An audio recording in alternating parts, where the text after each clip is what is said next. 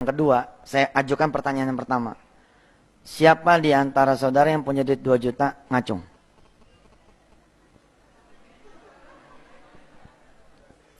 Ini pertanyaan pertama nih. Siapa di antara saudara yang punya duit 2 juta, percaya Allah bakal ngeganti 10 kali lipat? Kalau udah diganti itu ya, mau dipakai umroh pakai, mau dipakai beli motor pakai, mau dipakai buat bayar kuliah pakai, silakan aja. Siapa di antara bapak ibu yang punya duit 2 juta, ngacung? Assalamualaikum warahmatullahi wabarakatuh. Para pemirsa, apa kesimpulan yang sudah didapatkan oleh umat Islam atau masyarakat kita yang terus-menerus melihat perkembangan Yusuf Mansur? Yang pertama, masyarakat itu sudah makin rasional di dalam memahami sesuatu. Jadi ternyata keajaiban itu nggak ada pada diri Yusuf Mansur. Nggak ada keajaiban. Kalau keajaiban tidak ada, bagaimana dengan orang-orang yang percaya mengeluarkan harta, duit kepada Yusuf Mansur? Ya duit itu ya pindah tangan aja, pindah tangan. Lalu oleh Yusuf Mansur duit itu diolah untuk kepentingan pribadi dan keluarganya, tidak lebih dari itu. Apakah Yusuf Mansur sini juga percaya dengan keajaiban? Enggak, dia enggak percaya juga. Apa buktinya gitu? Ya buktinya duit yang dapat oleh dia itu dipindahkan atau dibelikan tanah, di atas tanah itu nanti dia bangun warung steak and shake. Ya kalau dia percaya dengan ceritanya gitu, ya dia ternak duit aja, ngapain pakai usaha-usaha, ya kan? Atau minta sama Tuhan nih taruh duit di kamar nih. Tuhan jadikan duit ini 10 kali lipat. Ya toh? Ini dapat duit dari dia cerita-cerita bohong, cerita kurafat, cerita aneh-aneh, keajaiban gitu. Jadi dapat, katakanlah duitnya itu di kamarnya ada 20 miliar. Ya dia minta ke Tuhan, kata dia punya keajaiban, jadikan 200 miliar, kan gampang kan? Tapi Yusuf Mansur nggak percaya pada keajaiban juga. Keajaiban apa? Mungkin gitu dia bilang kan. Cuma dia jual cerita-cerita ajaib itu. Keajaiban sedekah, keajaiban tabung tanah. Ternyata semua yang ikut dengan Yusuf Mansur itu menderita. TKW dari Hong Kong, no, percaya ini. Karena Yusuf Mansur membawa tim ke Hong Kong itu untuk bercerita tentang keajaiban sedekah. Kemudian bagaimana dengan menabung tanah ini, orang akan dapat nanti ya rumah pulang ke Indonesia, kemudian kehidupan berubah gitu. Potonglah agak $100 sebulan ya, $100 ini nggak berasa lah bagi TKW dan TKI kita di Hong Kong gitu. Apalagi kalau cuma dipotong setiap bulan itu $10 misalnya. Kalau $10 Hong Kong ya 100.000 lah, 100.000 rupiah. Ada yang $50 gitu. $50 ya 500.000. Itu jumlahnya kayak cerita Wirda Mansur itu. Jumlahnya itu puluhan ribu orang. Ya, seorang ibu-ibu pernah bercerita ke saya itu jumlah kami Pak ada sekitar ya antara 80 sampai 90 ribu orang. Wah, bedanya kalau Wirda Mansur sekali dia dapat. Kalau ini tiap bulan. Kalau tiap bulan dia kumpulkan uang antara 7 sampai 8 miliar. Setahun berapa? Dan itu tahunan selama orang kerja di Hong Kong. Nah, itulah dapat duit dari Yusuf Mansur. Lalu duit ini diapakan gitu. Dia juga nggak percaya duit ini. Oh ada keajaiban dari Tuhan gitu. Nggak percaya Yusuf Mansur, dia belikan tanah itu kan, tanahnya mah banyak dia. Itu disentul itu aja yang konon kabarnya sekarang lagi mangkrak gitu. Itu 10 hektar. Lah tanah itu mau diapain gitu. Di situ Yusuf Mansur menganggap ini adalah ternak uangnya. Jadi cerita keajaiban itu sudah ditanggapi oleh masyarakat sekarang dengan cara rasional. Nggak ada itu omong kosong. Lalu kalau Yusuf Mansur marah orang apa takut? Enggak. Aneh doain aja. Orang bilang begitu. Karena di balik atau di ujung cerita Yusuf Mansur itu pasti cerita duit, nggak ada cerita yang lain. Ada ilmunya nggak? Ya ilmu kurafat begitu. Bukan hanya Yusuf Mansur yang dilawan oleh masyarakat dengan sikap rasionalnya. Guru-gurunya, teman-temannya gitu.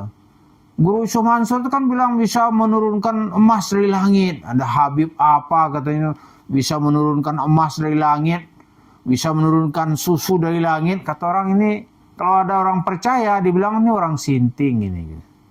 Tidak saja di Indonesia sekarang, di Yaman sana tuh sudah diyakini orang begitu, ini orang gila ini. Gitu. Puncak dari guru itu namanya Faqih Muqaddam, Faqih yang terdepan lah gitu, lebih hebat daripada imam-imam yang 4. Kata orang sekarang nggak ada itu. Jadi cerita Yusuf Mansur sekarang sudah kehilangan magis. Tapi yang namanya pernah berjaya dari dunia sedekah, Yusuf Mansur tetap akan bercita-cita dan kembali ke dunia itu. Nah, di sini dilawan oleh masyarakat sekarang dengan jiwa rasional. Rasionalitas. Rasionalitas ini dia tolak itu semua yang berbau Yusuf Mansur. Kemudian orang yang dirugikan, ya selama dia mendapat celah hukum, dia akan melaporkan Yusuf Mansur ke polisi. Melaporkan Yusuf Mansur supaya disidang gitu. Dan 2 tempat sekarang ini kan dia bermasalah terus.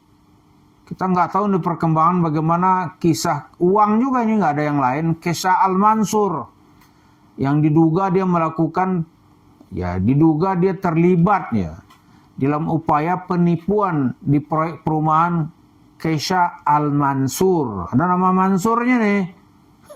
Jadi dia hidup Yusuf Mansur tuh duit, ya pengadilan. Satu kali kita yakin nanti mendapat hakim yang jernih cara berpikirnya, jebloskan dia ke penjara gitu. Itu yang dilakukan masyarakat sekarang. Jadi ucapannya sedekah omong kosong. Yang kedua, masyarakat punya pembanding. Pembanding ya, di antara pembanding itu ya channel-channel yang mengkritisi Yusuf Mansur. Ada Romongso Channel ya kan? Ada Jia TV, ada Tayyiba TV, macam-macam gitu. Ada pembanding. Itu siap menjungkir balik kan cerita Yusuf Mansur. Karena cerita omong kosong itu di mana-mana itu pasti syarat pertamanya itu melumpuhkan nalar. Tidak bisa diukur dengan logika. Padahal kekuatan Islam itu di logikanya yang kuat. Di selama orang berpikir rasional, nggak akan itu ada tempat bagi Yusuf Mansur. Selama akal orang berjalan, nggak ada itu celah bagi Yusuf Mansur untuk mengambil duitnya. Nggak ada. Karena celah Yusuf Mansur mengambil duit itu ketika orang telah terbuai gitu. Misalnya, mau nggak dengan modal 1 miliar, punya tanah nanti 40 hektar, punya pesawat. Ternyata itu faktanya nggak ada. Nggak ada di Jakarta atau di Indonesia ini orang punya lapangan terbang sendiri, luasnya 40 hektar, di pinggir laut, pesawat punya nggak kira-kira. Itu yang punyanya negara. Kalaupun ada per orang yang punya jumlahnya nggak banyak-banyak, paling dia punya 2, 3 gitu kan. Dan itu yang mempunyai private jet itu jumlahnya juga nggak banyak. Itu nggak ada terkoneksi dengan cerita Yusuf Mansur. Cuma Yusuf Mansur kadang-kadang suka mengkot gitu, membajak hidup orang seolah tuh karena dia gitu. Karena itu omong kosong semua. Nah, ketika masyarakat sudah yakin nih rasionalitas ini, peluangnya di mana gitu. Paling ada orang-orang yang lengah. Ada pengurus masjid yang tergiur dengan cerita Yusuf Mansur gitu kan. Lalu dia mengundang dan menyediakan tempat bagi Yusuf Mansur. Tapi masyarakat nggak mau lagi gitu. Nggak mau. Malah kalau ada Yusuf Mansur nanti yang datang tuh penagih hutang. Dan itu pengalaman saya sendiri gitu. Kita cerita tentang Yusuf Mansur, dikirain Yusuf Mansurnya datang. Oh ditagih. Begitu Yusuf Mansur nggak ada, yang mencak-mencak. Saya pikir ada Yusuf Mansur, ada si Ucup. Nggak ada, Bu. Jadi sekarang ini, walaupun Yusuf Mansur dengan muka tembok, gitu, ingin kembali meraup sedekah, kalau orang sudah nggak percaya gimana? Nggak bisa dia. Salah-salah nanti ya, dia bisa dipolisikan. Jadi itu yang terjadi dalam kehidupan sosial sekarang ini. Walaupun Yusuf Mansur, ya dia akan tetap dan terus mencari celah mendapatkan uang sedekah. Gitu. Karena nggak mungkin usaha-usaha itu berkembang pesat kalau nggak ada pemasukan uang fresh money, gitu, uang segar. Dan uang segar itu kan ada aja di kantong-kantong kaum muslimin. Mulailah nanti dia cerita-cerita rumah tahfiz lah, dia cerita sedekah lah, dia cerita apalah gitu. Ini orang belum mengungkap kasus-kasusnya yang bisa berimplikasi ya pidana atau perdata gitu. Misalnya paket umrah merdeka itu kan nggak ada dibuka sampai sekarang. Itu duit masyarakat yang dia kumpulkan untuk membangun masjid di Sevilla, Spanyol. Nggak ada cerita sampai sekarang. Padahal nomor rekeningnya masih ada. Dan dulu dia masih ingat orang tuh harus store minimal satu orang tuh 1 juta, 100.000 gak laku kata Yusuf Mansur. Itu berapa tahun lalu berapa orang gitu. Kan biasa masyarakat kita senang nih dengan cerita-cerita seperti itu. Membangun kajian Islam di Spanyol gitu. Senang orang. Modal 1 juta gitu kan. Begitu juga nanti modal 1 juta dapat Alphard, itu ternyata juga cerita omong kosong. Nggak bisa dibuktikan. Dan tidak ada yang bisa memberi kesaksian, oh saya sedekah 1 juta lalu dapat Alphard. Nggak ada. Emang Tuhan itu seperti pemenang lotre? Kan nggak juga.